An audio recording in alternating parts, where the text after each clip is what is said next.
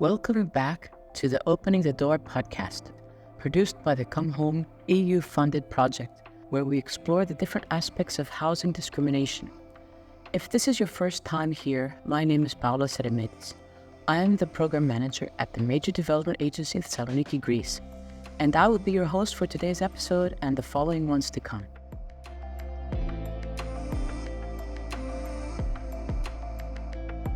In our last episode, we discussed housing discrimination and its impact on individuals with a migratory background.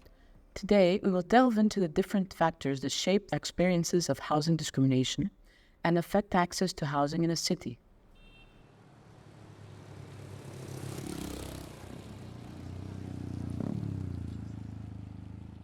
While every individual with a migratory background may face housing discrimination, the intensity of their experiences can be very different depending on several factors beyond their ethnicity.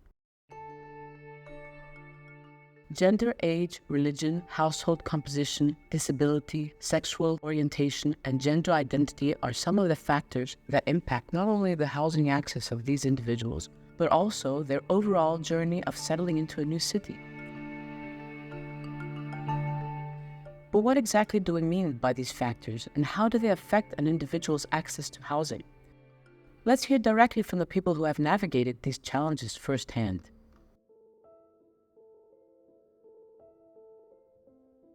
Generally speaking, I've heard from many people that finding a rental in the city is difficult, especially if you are from another country. But aside from this, women also struggle because they get asked questions like, are you alone? Are you married? Do you have children? How old are you? We know that if a landlord rents to a single working man, it's one thing. But to rent to a woman is different because there's always the risk that she might have children one day, who might make noise or she might not pay the rent in time. It is also easier to evict a man than a woman. I've heard many stories, especially about single mothers with children. There's a gender imbalance not only in the workplace, but also in finding a house. They don't specifically say, I won't rent to you because you're a woman. They usually say they need a good person.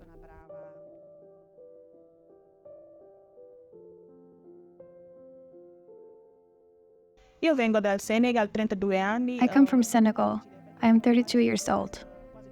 Finding a house was very difficult. I searched for a house for almost 2 years, and I had a small daughter who was 2-3 months old. When I was looking for a house, I had many appointments and went to see houses. The appointment on the phone went well, but then when I arrived for the physical appointment and they saw that I was a foreigner or black, they told me that the house was no longer available, or that the owner had changed their mind. But they did this only because we were foreigners. It was really a mess for us to find a house.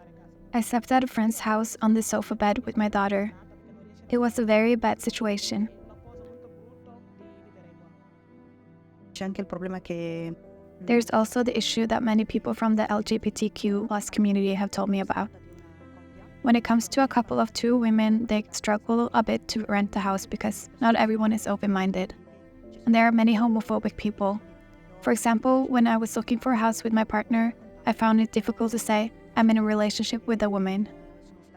Sometimes I would say that she was just a friend because many landlords might not agree. They wouldn't want to rent, and beyond the landlord, even within the condominium, they might make a fuss. Then I've also heard about people who have faced violence right inside their homes, even while living in the condominium. So they fled from the house and went to look for another one. One might think, well, we're in Italy, a European country. There are laws that defend human rights, even for gay couples and everything. But it's not like that, because many couples have experienced violence.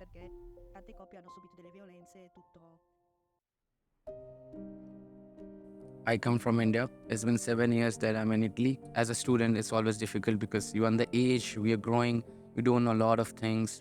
But even for Italian students, because as a student, you're same, Italian, Indian, hardly matters. Because you move to a new place, you're living alone now, far from family. There's some differences for Italian students and students coming from abroad. The first thing is language. Once you know the language, you know what the other person is thinking, the landlord is thinking, it's very easy for you to communicate. ci sono tante donne trans. Many trans women have a hard time finding rental homes because landlords don't want to rent to them, thinking, oh, this is a trans woman. Automatically having prejudices like, who knows what she does at home? I don't trust her. A mediator once told me that she was following up on a case of a trans woman from Brazil or South America, and it was really difficult for them both to find work and to find a rental. It's all complicated. I get a lot of questions because I'm a Hindu, I follow Hinduism. My parents and I are from the Hindu background. So many people ask me like, why don't you do this? Why you do this? La situazione socio-economica. The general social economic situation contributes to the difficulty of finding a house. For example, some landlords prefer to rent to students because they have guarantors, their parents. So they make a student contract, a temporary contract, and once they finish university, they leave, and the landlord has the house available to rent again. I imagine a person with a family and children wants to stay in a house for a long time, for many years, to really settle down. If the rent is too high, they can't afford it. They have other expenses.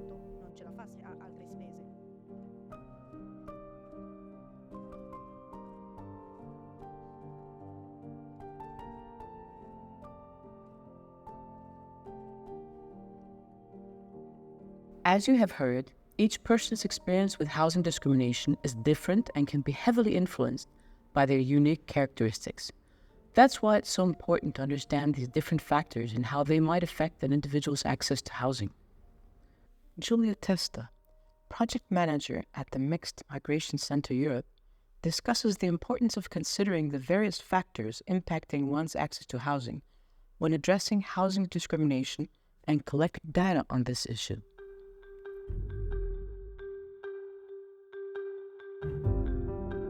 Social characteristics such as ethnicity, gender, age, religion, household composition, disability, etc. can all have an impact on people's experiences in trying to find a house.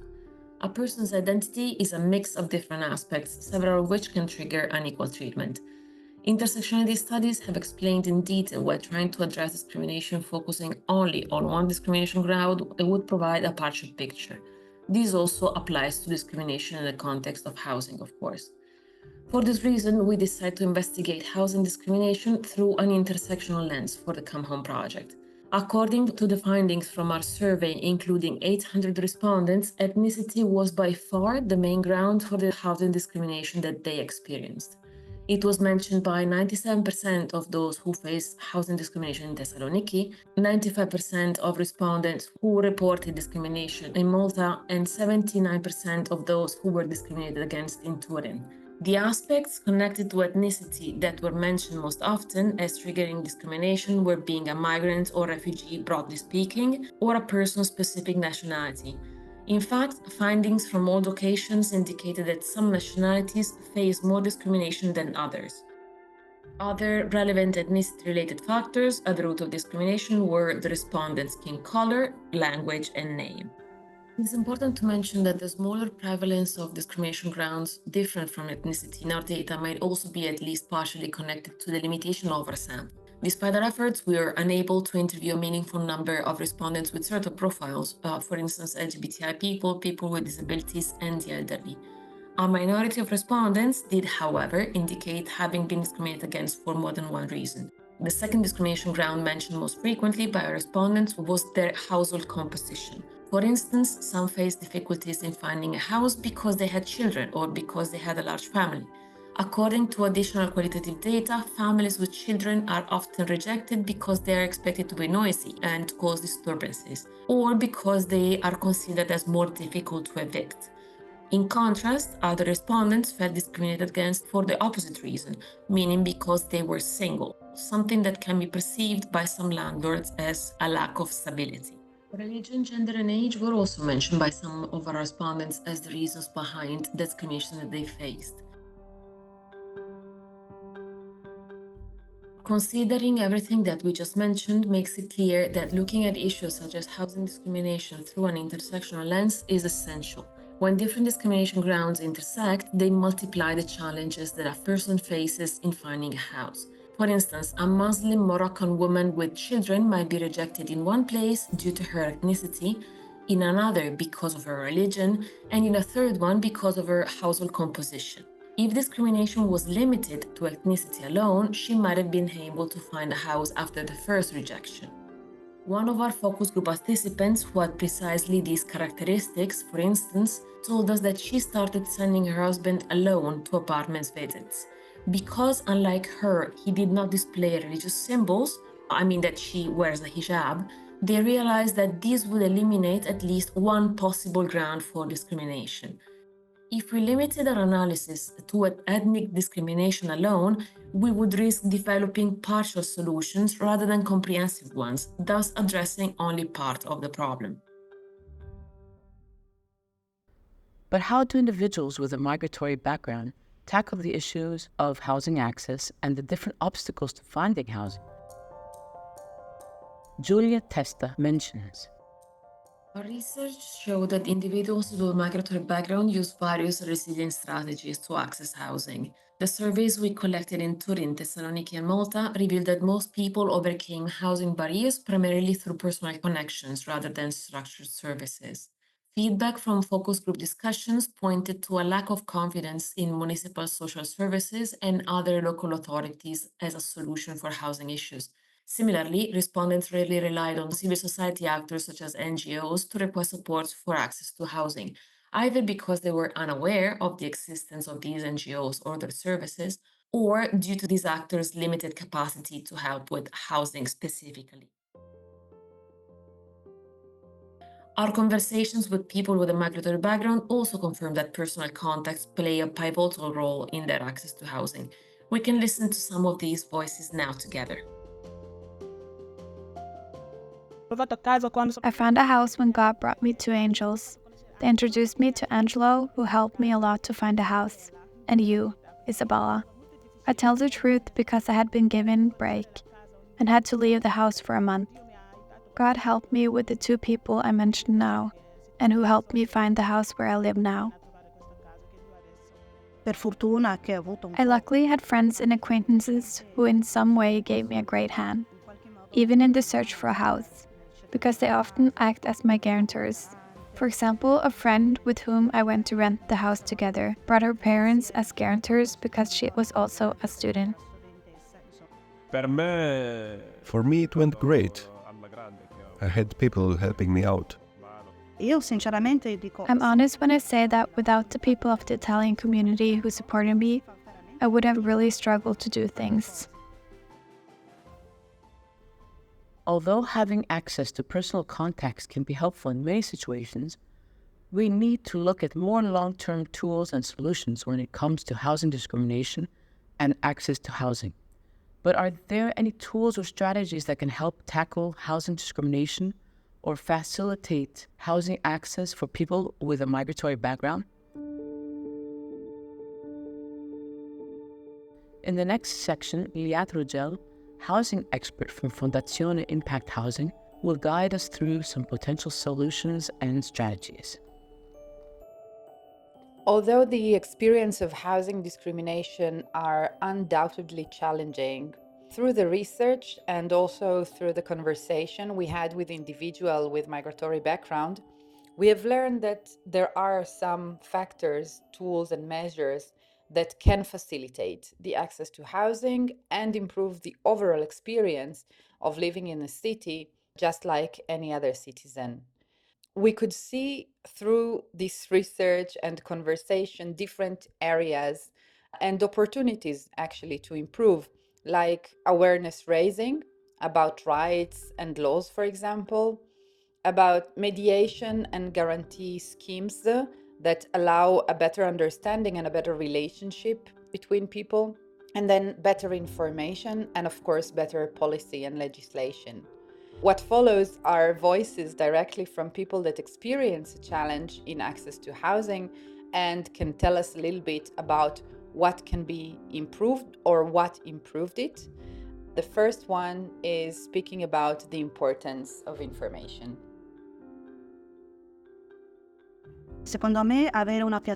In my opinion, having a platform, or in any case having any resource explaining ways to look for rental or accommodation, but also your rights when talking to real estate agents or homeowners would be useful.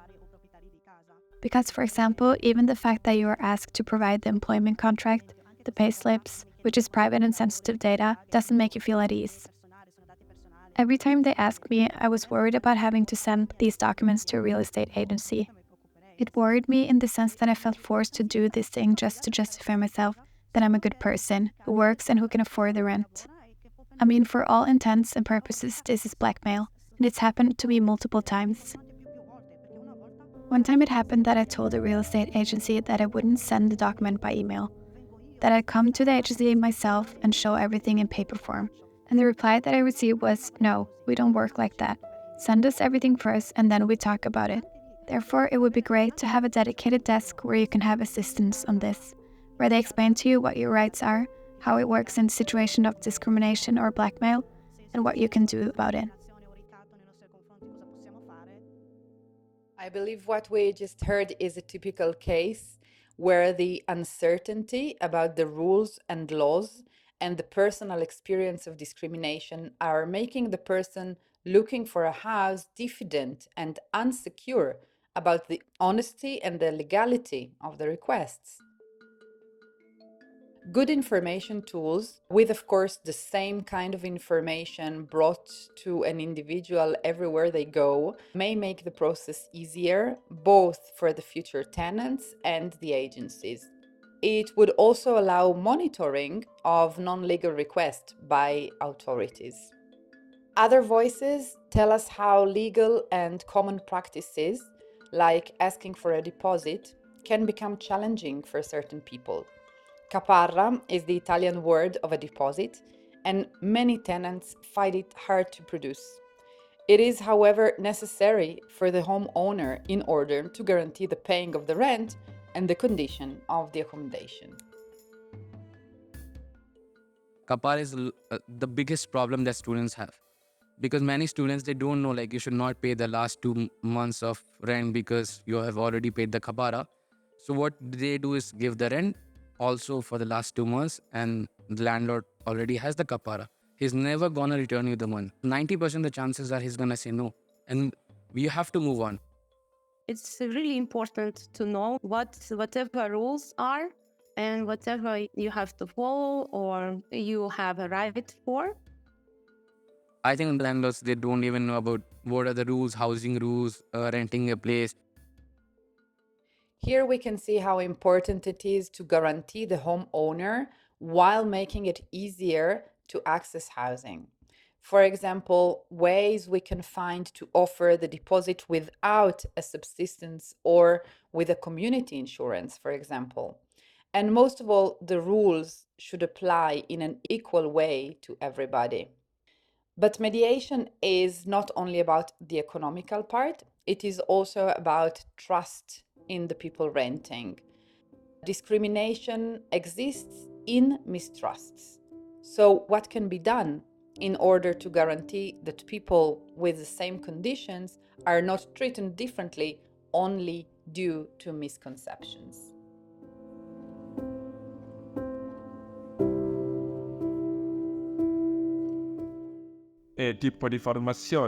Information that says, look, there are people here who have a contract, they are working, but they don't have a home to live in. It's difficult. It really has to come from the government or the municipality of Turin, who provide for migrants who want to live peacefully with their families and their jobs.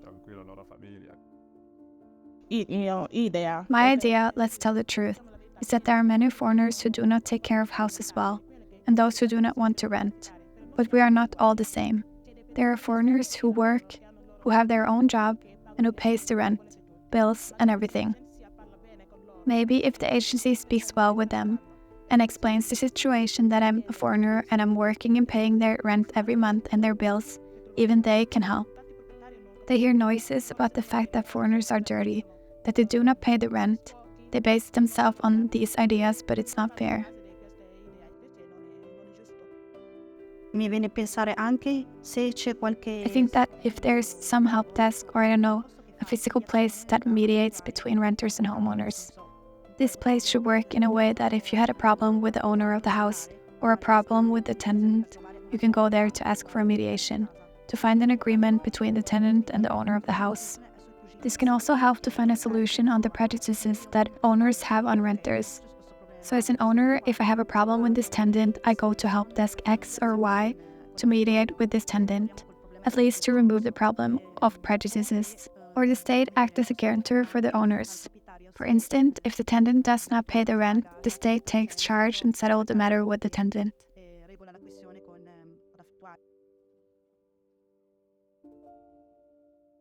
It is also possible to imagine channels where individuals with migratory backgrounds can find housing and where operations are conducted in a non-discriminatory manner. Some countries even certificate housing agencies as non-discriminatory, and this can greatly facilitate the housing search and housing access for people with migratory background, but also, generally speaking, for everyone looking for a house in a legal matter and a non-discriminatory matter. So today we have explored some tools and strategies that can improve housing access for individuals with migratory backgrounds. We have seen what are the areas of opportunities that we can work on in order to guarantee that housing access is equal for everybody. In the next episode, we will continue to look at tools and strategies. We will look at housing discrimination from different perspectives, and we will continue to listen to the various voices involved. I want to thank you for staying with me during this section, and I look forward to seeing you again in the next episodes.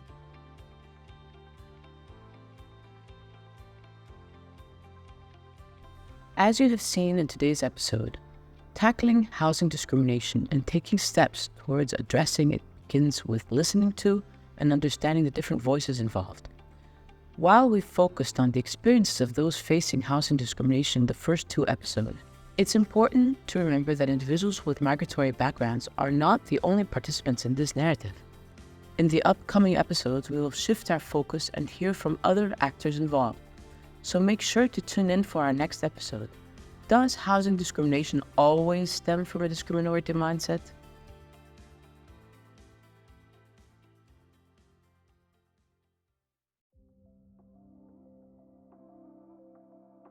If today's discussion resonated with you, we invite you to stay connected by following us here or visiting the Come Home LinkedIn page.